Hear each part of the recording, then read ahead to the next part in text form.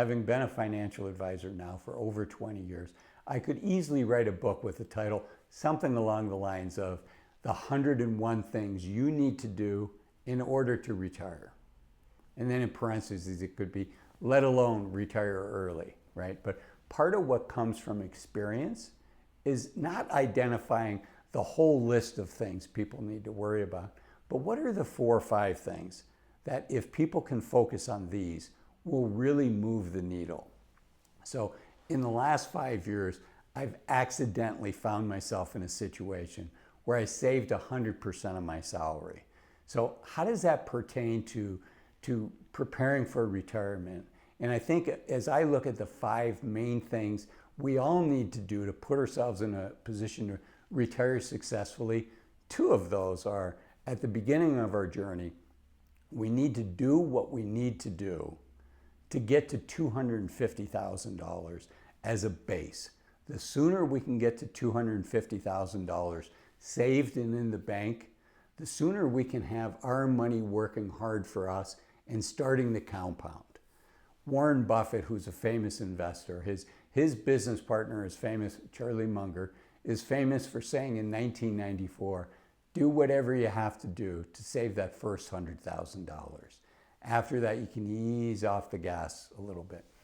But you know what? As I record this, we're 30 years later, and $100,000 isn't what it used to be. So Azul's addendum to that is do whatever you have to do to save $250,000, and then we can have that base of money working hard for us. So first thing, by accidentally, and I'll share with you how I did this in a minute, but by accidentally saving all of my salary, I was able to pile away a lot of money.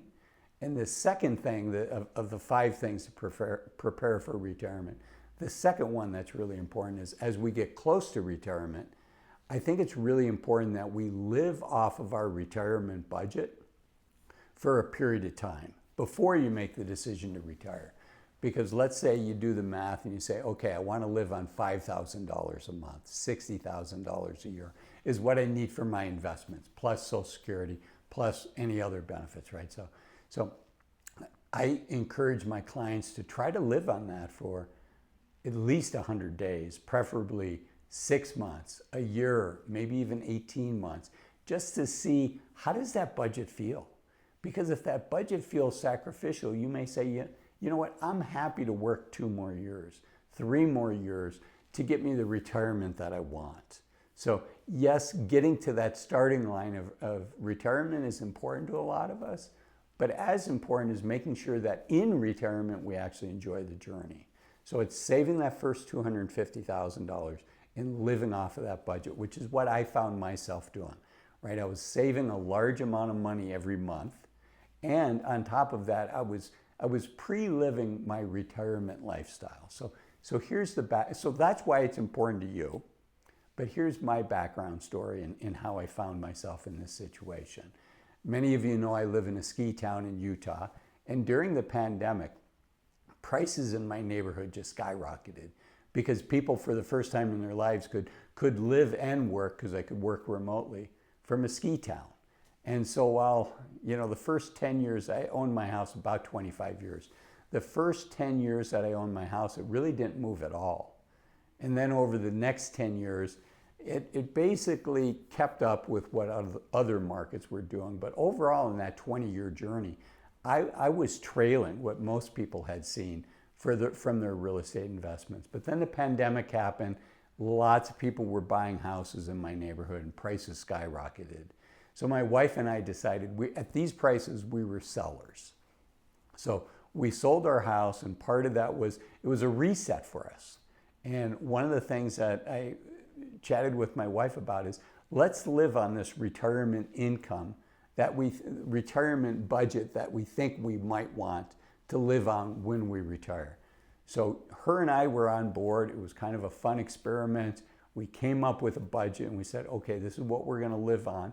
And fortunately for me, my investment accounts between capital gains and dividends were able to pay those expenses. So not only was I able to test out the budget, but I was able to test drive the portfolio and see how the portfolio would do, supporting our living expenses. So that's what we did. So uh, again, we lived on our retirement budget, so we cut back on some things. But I have to tell you, the things we kept made that last 5 years very enjoyable for us. So my wife's already retired, and she loves dogs. That's her thing, Labradors in particular. And so her favorite thing to do in the whole world is to find a good dog park and to take the dog there and go for a long walk with the dog and let our dog play with other dogs. It's actually our grand dog. Our daughter owns the dog, and we have visiting rights, and we also kind of co-parent this dog. So that's my wife's thing, and it doesn't take a lot of money if that's your thing, is hanging out with dogs. In addition, my wife also thought it would be fun to do some pet sitting, dog sitting in particular, for people throughout the United States. So she started networking and getting on these different platforms where people look for dog sitters. And there were a lot of dog sitting opportunities because the pandemic was going on and people were camping, they were going out, they were doing some travel. They had some geographical flexibility with their work because for the first time in their lives, they were able to work remotely, right? So that gave us the opportunity to dog sit. And when we were dog sitting, of course, we didn't need our apartment. So we actually rented out our apartment while we were out dog sitting. So again, we live in a ski town, so it was relatively easy to rent out our apartment. So the path, what it looked like for us was, and I think this is really important, is you and your spouse getting on the same page, making sure it's a passion that you're both on the same page about, that you're both excited about. And eventually you're going to have to get there anyways, right? Because once you both retire, like it or not, you're living on that retirement budget. Now, why is it important to test drive your retirement budget before you actually pull the trigger and tell your boss, hey, I'm going to retire? It's important because if you and your wife, let's say in that example, say you want $5,000 from your investments, if you decide that that's too sacrificial, well, maybe you say, okay, what would we need to do to get to that next benchmark? And maybe the trade-off is you and your spouse, or you or one of you, or just you if you're not married, if you don't have a life partner. You make that trade-off now while you're still at the peak of your career, likely, while you have some seniority in your company. So it's a heck of a lot easier to do that. So again, our path was coming up with a budget. I think that's key. What are the things that really bring us joy? And when you're doing the budget, really think about, what are the things that we look back on the year and say, we're glad we spent money on that. Vacations with the family, adventures, maybe some traveling. Maybe, like I said, my wife's really a dog person, so maybe something that, helped her build her dog watching presence and business, if you will. And then in our case, instead of selling a big house and downsizing and buying another house, what we did was we rented instead. And we also had the right to rent out our place when we left. So when we'd head out of town for 2 weeks to dog sit for somebody, we could rent out our apartment. So not only was my wife getting money from dog sitting, and I was still working and working remotely, but we also were renting out our apartment.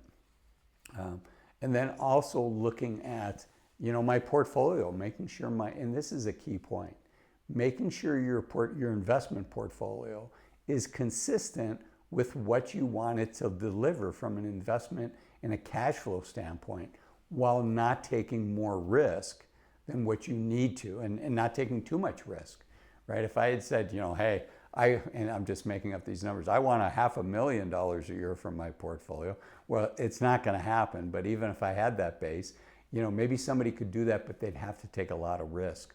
Well, that's not consistent with this nest egg being all the money you have in the world to provide support and a foundation for your living for the rest of your life, right? So getting that consistent, looking at what your reality is, looking at what your risk tolerance is, your liquidity needs. And I think, obviously I'm biased, but I think it makes sense to work with a financial advisor that's a fiduciary with you and say, okay, look at our budget. What are we missing here? Maybe you forgot healthcare insurance in there. I'm just making something up, right? Maybe you forgot some important points in your budget that you want to reconsider. And then what does the portfolio need to look like in order to achieve that? Also, my wife and I are very comfortable driving used cars. We haven't bought a new used car for us since our kids were in high school, and now they're essentially out of college, right? So it's been a while. And really, when we look at buying a new vehicle, would this be a good vehicle to drive the dog to the dog park?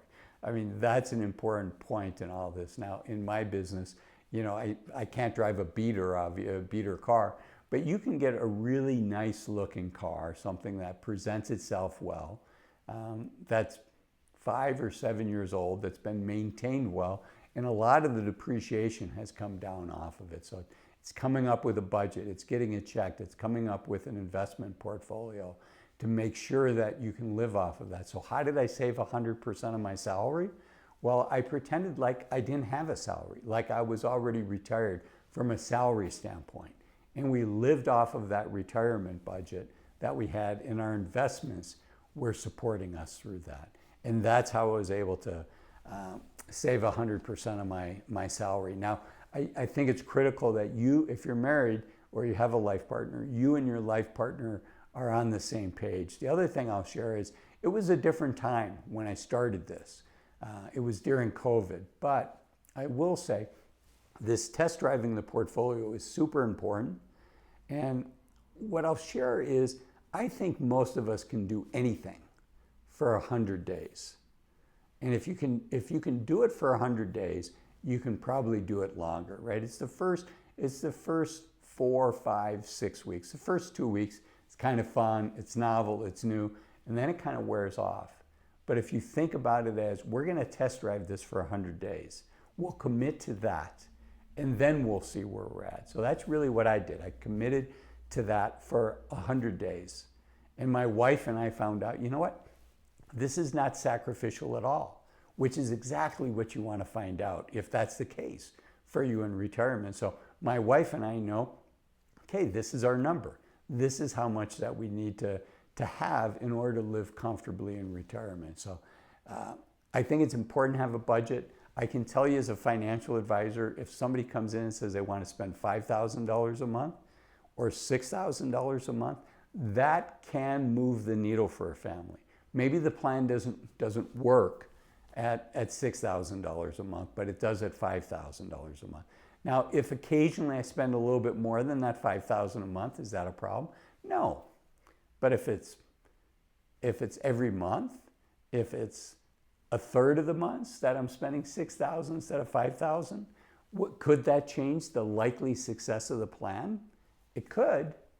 You know, and the question is, do you want to keep on track of that and know as you're going, which I think you should, or do you want to get to the end where it's like, oh my goodness, now we have a problem, right? I think it's easier to make these modest course corrections along the way, but it really starts with knowing what your budget is and then test driving it before you make the decision to retire. And if you're younger, I do have some viewers that are in their late 20s and in their 30s. You know, saving that first $250,000 is really key. So could you come up with a budget now that allows you to save 20, 30%, maybe more of what you're earning to get to that $250,000 as soon as you can? And then you can ease off the gas a little bit and you can let that money start to work for you in addition to the money that you're putting into the portfolio. So these are things to think about as you're preparing for retirement. I also think you'll find it helpful to see, what does the average American actually have? What is the income in retirement for the average American? And that's what this video is up here. Thanks for watching this one. I'll see you in there. Bye-bye.